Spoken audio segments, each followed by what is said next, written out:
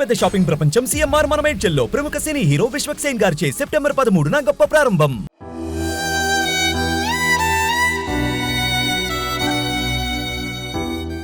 ఆదివారం కావడంతో ఆ బాలుడు తన స్నేహితులతో కలిసి ఇంటి సమీపంలో ఆడుకున్నాడు. చాలాసేపు ఫ్రెండ్స్తోనే ఉన్నాడు. ఆడుకుంటున్నాళ్లే అని తల్లిదండ్రులు కూడా పెద్దగా పట్టించుకోలేదు. సాయంత్రం అయింది. రాత్రి 8 దాటింది. కానీ కుమారుడు ఇంటికి మాత్రం రాలేదు. తల్లిదండ్రులు కంగారు పడి అటు ఇటు అంతా వెతికారు. ఎంత గాలించినా కుమారుడి జాడ మాత్రం తెలియలేదు.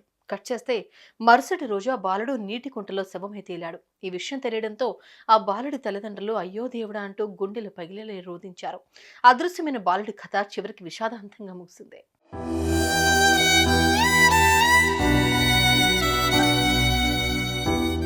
రంగారెడ్డి జిల్లా వట్టినాగులపల్లి గ్రామంలో శ్రీనివాస్ అనే 7 ఏళ్ల బాలుడు తల్లిదండ్రులతో పాటు ఉంటూ స్థానికంగా ఉన్న ఓ స్కూల్లో 3వ తరగతి చదువుతున్నాడు. అయితే ఇటీవల ఆదివారం రోజు మధ్యాహ్నం తన స్నేహితులతో కలిసి ఆడుకున్నాడు.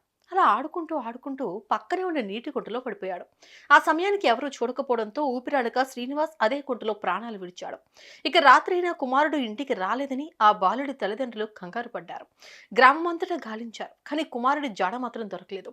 ఇక చేసేదేం లేక స్థానిక పోలీసులకు ఫిర్యాదు చేశారు.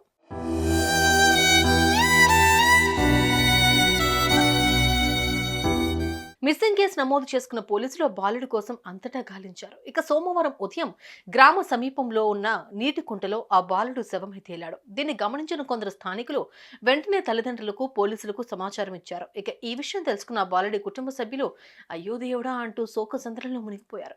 ఇక హుటాహుటిన ఘటనా స్థలానికి చేరుకున్న పోలీసులు గ్రామస్తుల సాయంతో మృతదేహాన్ని బయటకు తీశారు. అదృశ్యమైన బాలుడి కథ చివరికి విషాదాంతంగా ముగియడంతో ఇతర కుటుంబ సభ్యులు గ్రామస్తులు కన్నీరు మున్నీరవుతున్నారు. సుమన్ టీవీలో మీ పర్సనల్ అండ్ బిజినెస్ ప్రమోషన్స్ కోసం కింది నెంబర్కి కాంటాక్ట్ చేయండి.